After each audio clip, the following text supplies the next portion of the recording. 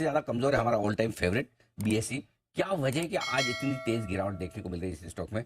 500 रुपए नीचे, 16-17% अब नीचे हो चुका है। एक ऑर्डर आया है सेबी की तरफ से, क्या लिखा है इस ऑर्डर में आइए जानते हैं।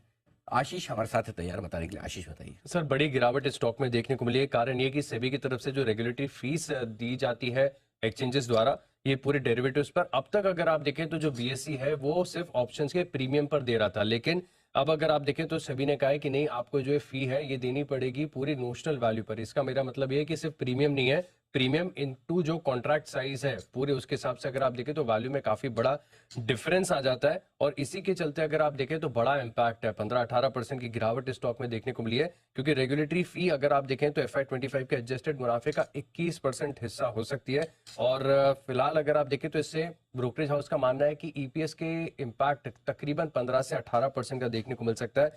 हालांकि ब्रोकरेज की कुछ नोट्स और रिपोर्ट्स में ये भी पढ़ रहा था कि जहां पर माना जा रहा है कि अगर बीएसई की तरफ से जो ट्रांजैक्शन चार्जेस है ये 25% और जो क्लियरिंग चार्जेस है अगर वो 10% बढ़ा दिए जाए तो इसका जो इम्पैक्ट है वो थोड़ा सा रिड्यूस हो सकता है, केवल 2 से 5% हो सकता है, जिसका इम्पैक्ट अभी फिलहाल के लिए काफी ज्यादा नजर आ रहा है।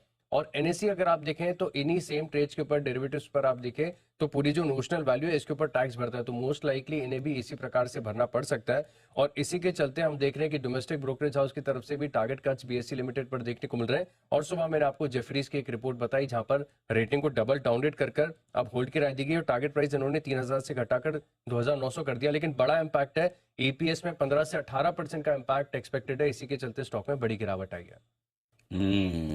ये है आपके लिए बीएसई पर डबल डाउनग्रेड का असर जो आता हुआ दिखाई जेफरीज की तरफ से। लेकिन देखना है इम्पैक्ट 5% के आसपास का बताया जा रहा है प्रॉफिट पर। प्रॉफिट के ऊपर इम्पैक्ट बड़ा है, FY25 एडजस्टेड तो 21% है 21% के आसपास। और ईपीएस का इम्पैक्ट 15 से 18% है। ओके। लेकिन एक उम्मीद है कि अगर ये अपने ट्रांजैक्शन चार्जेस 25% से बढ़ा दें और क्लियरिंग चार्जेस 10% से बढ़ा देंगे तो ओवरऑल इम्पैक्ट रिड्यूस होकर केवल 2 से 5% रह अगर जाएगा। ये बढ़ा देते हैं तो ताकि जो एनएससी के बराबर ले आए तो, हाँ, क्योंकि अभी इन्होंने एनएससी के से कम चार्जेस कम रखे रखे हैं तो उसकी भरपाई हो सकती है।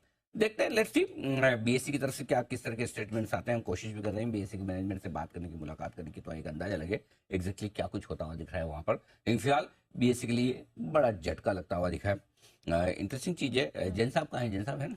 जैन साहब, आमतौर पर इस तरह की पेनल्टी ब्रोकर्स पर लगती हुई देखी थी हमने, एक्सचेंज में पहली बार ही सुना है।